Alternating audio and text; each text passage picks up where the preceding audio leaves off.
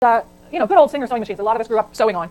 Those Singer sewing machines, starting in 1856, they're selling those to housewives around the country, and they're selling them on installments. And part of the idea is that a woman can buy a sewing machine with a down payment, and then she can take in sewing, and she can earn the money with which she's going to make the monthly payments for the sewing machine. So it's not simply for making Halloween costumes. By the way, expenditures for Halloween go up starting in the early 20th century. It's not simply for making Halloween costumes. It's for taking in sewing from the neighbors and providing a stream of income for the mom in the family, and that stream of income helps to pay for the good itself. Pianos. Similarly with pianos. Pianos starting in the late 19th century are sold oftentimes on installments. So they'll make a down payment, and then the purchase is paid for over some number of years. And again, many times these pianos are purchased by women who are going to offer piano lessons. So they're going to have the kid, think of what's that wonderful movie? Music Man, right? So they're going to come to the house and play the piano and practice their piano because Marian the librarian offers music lessons when she gets home from work. And the proceeds from those music lessons are used to pay down the installment debt. Those are both examples of what historians have called productive credit. So the credit is being offered so that people can buy a good with which they will produce. So productive has the same root as produce, with which they will produce some output, be it sewing clothes or piano lessons. In contrast, automobiles are an example of what's called consumptive credit. So consumption, consumptive, same root in those two words. Consumptive credit was there's no revenue that's going to be generated from buying and using an automobile. You could stretch it and say, oh yeah, because it's going to help me get to work. But people could get to work without the automobile. So it's not like there's an additional revenue stream that comes from using the car to get to work. They already had jobs and they could take the streetcar or walk or take the horse. So the automobile is much more of a pure luxury good or a pure entertainment good, a pure consumption good.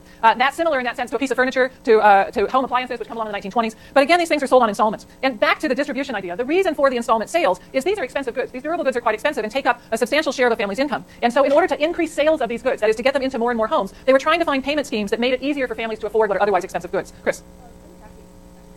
Taxi cabs. Taxi cabs are actually are the same as the livery stable. So you had the livery stable where you might have somebody with a horse and where you would put your own horse and buggy, but also where they would have a horse and buggy and go and give people rides around in the horse and buggy. And then you get taxi cabs, which are a natural outgrowth of that. But instead of having a horse, you have a horseless carriage. So taxi cabs actually have a sign in my living room for taxis because my grandfather ran a taxi company, one of the first taxi companies in LA, as I have been told. That was when was Henry born? Mid-teens. So his company was down in LA and it was like 1919 or so, 1918, 1919. But in other places in the country you get them earlier. So basically in the 10s, so the early teens, late teens. Automobiles really start to take off around 1914 to 1916. We'll talk about cars a lot more next week. Other questions? Farouk?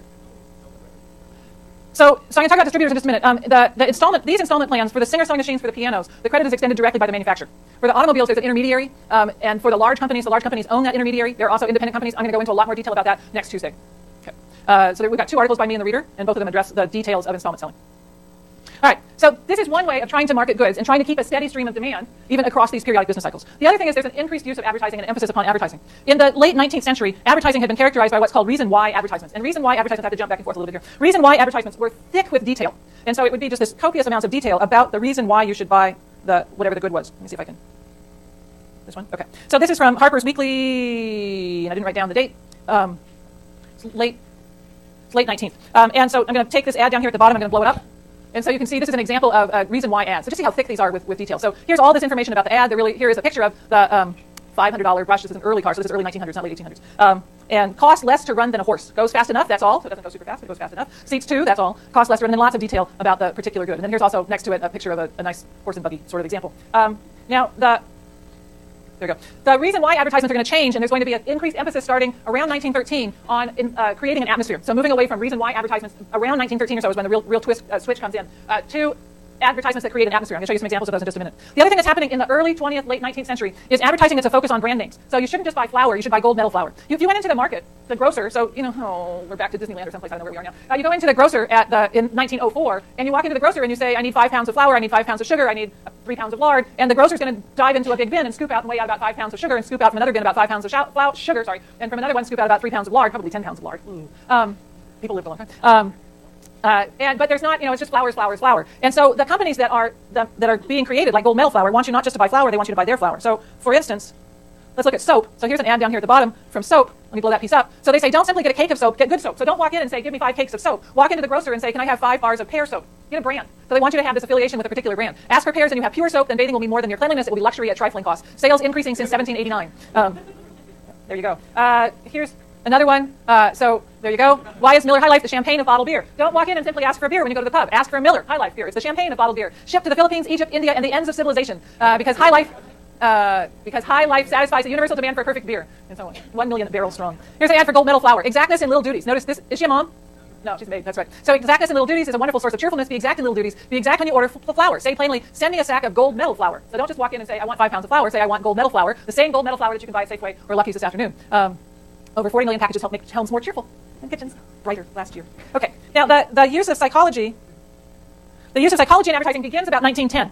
So there are, and this is when they start having psychology departments in business schools. So the introduction and hiring of psychologists into the business schools so that the teaching of advertising gets merged with psychological principles. If you go down here to the Doe Library, you can find some wonderful old textbooks, which I looked at when I was doing my dissertation research on psychology of advertising textbooks. And there's a whole set of them that were published 1913, 1914, 15, 16, 17, 18. So they really start here in the second decade of the 20th century. When they start blending psychology and advertising, every one of those textbooks has a list of the top 10 human urges or human, I don't know, there's words for this, needs, emotions. They all use different words. So they all have this list. So this is just one of the many lists. You can get lists out of any of these textbooks. So appetite or hunger, the love of offspring, health, sex, attraction, parental affection, ambition, pleasure, bodily comfort, possession, approval by others. So every one of these textbooks goes through and identifies what are the top 10 human emotions that people want to satisfy, and then urges advertisers to design advertisements not to explain the reason why somebody should buy their product, but to make that product appeal to this particular emotion. So this is when you start getting this kind of advertisement where the product they're selling is Coca-Cola, but that advertisement has nothing to do with Coca-Cola.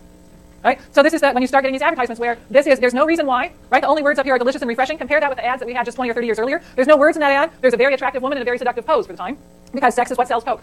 And so, Coca-Cola. And so there's a recognition 100 years ago that if they want to sell goods, they're going to sell those goods using this appeal to human emotion and not so much with detailed reasons for why Coca-Cola is a good product for you to use. Question of distribution, and so distribution networks real quickly. So we've got these, in some cases, complicated durable goods. An automobile is a pretty complicated durable good. A bicycle, not so much, but an automobile is pretty complicated. A harvester, a combine, any kind of tractor, any of these kinds of goods, tractors come in later, mixing my decades, are relatively complicated goods. And so the companies that are manufacturing these goods, so here think early automobiles. It's a fine product to think of in this regard. The companies that are manufacturing these automobiles set up a series of dealers around the country. And those dealers will assemble and repair the goods. They will inform people about them, and they will sell them. And a dealer will work for one company only. So if you are Ford Manufacturing Company up there in Dearborn, Michigan, what's interesting about when they manufactured Ford automobiles and they shipped them, say, to Texas or to Indiana, these things were not yet assembled. They were shipped in pieces. So because they were going in the boxcars, and so there would be a boxcar with lots and lots of tires in it, and a boxcar with a lot of chassis in it, and boxcars with a whole lot of steering wheels in them. And they'd be shipped to the dealers, and the dealers would then assemble these things on site. And then the items would be sold there in Texas or Indiana or whatever by the dealer who was an employee of the Ford Motor Company. So this enabled large manufacturing to be in one place and exploit the economies of scale in manufacturing, but still get these products out into the local communities with people who knew how to fix them. Because when you're selling something complicated, when you're selling flour, you don't need somebody to explain to you how to use flour. But if you're selling an automobile, how many of us know how to fix our cars? Right. So 4 people's hands just went up, and my brothers all went, of course people should know how to fix their cars. My brothers are 68 or so, I forget how old they are, years old, and so when they were 16, they knew how to fix cars. They actually don't know how to do it so much anymore, but they're pretty macho, and they think they still do. But even at the time, these were complicated goods, and in order to sell them, there needed to be dealers who were available to sell them. Now, these dealers worked for the companies. They were company men. They were able to represent only one company at a time. There was also the development of the franchise. So we know franchises today, right? McDonald's, I think, is franchise. I don't know. McDonald's franchise. It's just like you have to do these case studies if you're taking UGA classes. So franchises start, again, about 100 or more years ago, a little more than 100, 120 or so years ago. They begin in the late 1800s, and a franchised dealer is someone who is an independent business person, so small not in stature but in amount of capital. They call them small businessmen. And they buy a franchise license from the manufacturer, and then they are obligated to sell that manufacturer's goods. So Ford had control over its dealers. General Motors, I think, I didn't write it down. I'm pretty sure, other companies, let me see if I wrote it down. I think General Motors, or you can just write down other companies, had franchise dealers instead, where the franchise dealer did not work directly for the company. The franchise dealer was an independent business person in business for themselves, but they paid a fee to the manufacturer to have the privilege of selling that manufacturer's products, and then they could put like a General Motors logo on their dealership. The thing about the franchise dealer versus the dealer who works for the company is the difference between big business and locally owned. And so it's an interesting part of the history, more than the economic history, but the business history and the cultural history, that when there starts to be a backlash in the late 1800s, early 1900s, there starts to be a backlash in some areas against big business. And the existence of these franchise dealers is, in one sense, a way of trying to counter that anti-big business. Because if you're a franchise dealer, you don't work for the man. You are an independent business person. You're part of the 99%. You are a small business person. You have your own small business in which you have the privilege of selling the goods from one particular large manufacturer, as opposed to the dealer who works directly for the big company, in which case the large business the big business has its tendrils directly into the local community and gets some backlash in some communities against that. Fascinating history that's been done by business historians on franchises. The other thing that's interesting about this early part of the 20th century is the development of department stores and chain stores. Department stores, Montgomery Ward, Sears, Roebuck, JCPenney. I guess those Sears still exists. Monkey Ward's went out of business. JCPenney sounds like it's on its last leg. But they hired a new CEO at JCPenney who thought that people don't like to shop sales. Okay. It's not working out very well for them. The department stores have catalogs for the rural customers. I don't know about you, and it's probably, now you have the internet. So now, right, if you want to see what some company that you really like is selling, you can go on the internet, you can look at their catalog, what they have on their internet, on their website, right? So the old version of a website was a printed catalog, and when I was little, the Sears, at Christmas time how Toys R Us still has the insert in the newspaper? Okay, so think like that, but thicker. So you'd have the Sears catalog. It was about 8.5 by 11 size sheets, and it was about, 1.5 inches to 2 inches thick. And the Sears catalog would come once a year, and it had everything. It even had houses. You could buy a house out of the Sears catalog. It's prefab, sort of house would come. You can find some of those houses around here. And people would shop the Sears catalog. What it meant was, even in the rural communities, the people in the rural communities can buy the same goods that the people in the city are buying. And so it's a beginning of creating this common consumer culture throughout the country. Because even in the sticks, even when you are 8 miles from your nearest neighbor, you have the Sears catalog. And you can use that Sears catalog to buy the exact same things that are being purchased in the big city in Kansas City, Missouri. We also had, at the beginning of the 20th century, the chain store movement. Grocery chains start earlier in the 19th century with the A&P, but there's a real boom in chain stores in the 1920s and into the early 1930s. So instead of having the small independent grocer, we have Safeway, or we have Lucky's.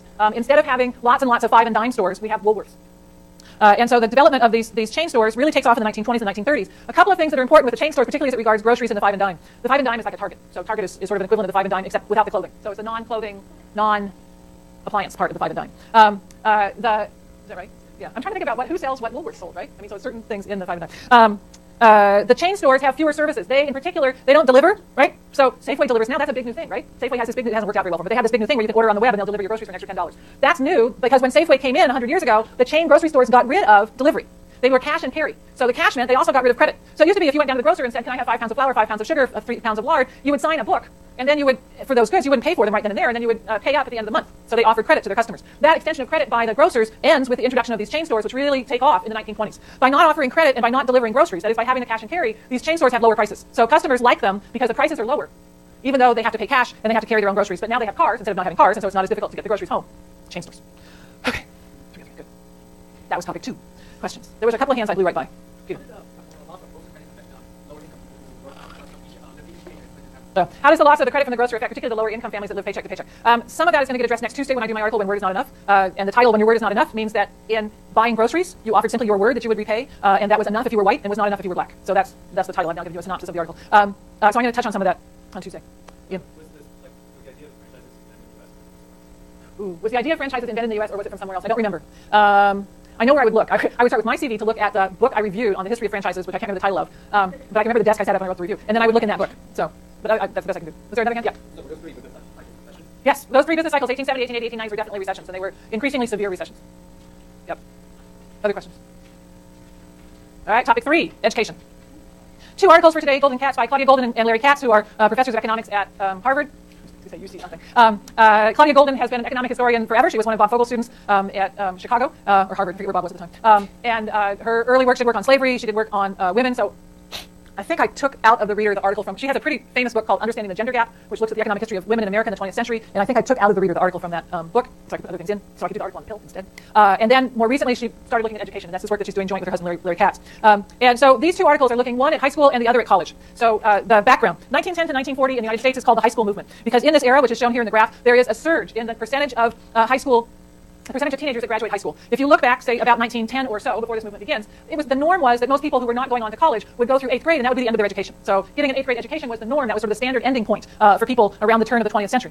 By 1940, the standard ending point has become getting a high school diploma. This is a huge transition that happens in historical terms relatively rapidly. So there's this change from 8th grade as the standard stopping point to 12th grade as the standard stopping point that takes place over the period 1910 to 1940. So we go from, in 1910, and this is just 17-year-olds. If we had 17 and 18-year-olds, we'd have higher numbers. Having less than 10% of the 17-year-olds having graduated from high school, by 1940, we're almost at 50%. The same numbers are seen in a table, which I'll show you in just a minute. Associated with this high school movement, there's an increase in social capital, that is, society's benefits from education, and the commitment, society's commitment to education. So people pay more taxes in order to have more schooling. So here come a few tables to try to get the idea here. Table 3 from the handout for this week shows you both enrollment and graduation rates, and I added on some post-World War II data to bring it up to date. The first column is what share of 14 to 17-year-olds are in school. It goes from about 11% in 1900 to about 2/3 or 65.9% in 1935. Today we've got 97% of 14 to 17-year-olds are in school. This includes homeschooling. What share of the 17-year-olds have graduated high school? In 1900, 6.4%. By 1935, 43%. And today, about 77% of 17-year-olds are high school grads. Why is it only 17%? Because we're looking at 77%. We're looking at 17-year-olds and not 18, 19, or 20-year-olds. So I'm going to show you some other numbers in just a second that are a little higher. The interesting pattern is this. Bachelor's degrees as a percentage of high school graduates 4 years earlier, that number actually goes down. So it goes from 36% in 1900 to 17% in 1935. The reason is that in 1900, those people who were going on and doing 9th, 10th, 11th, and 12th grades were largely people who had the intention of going to college.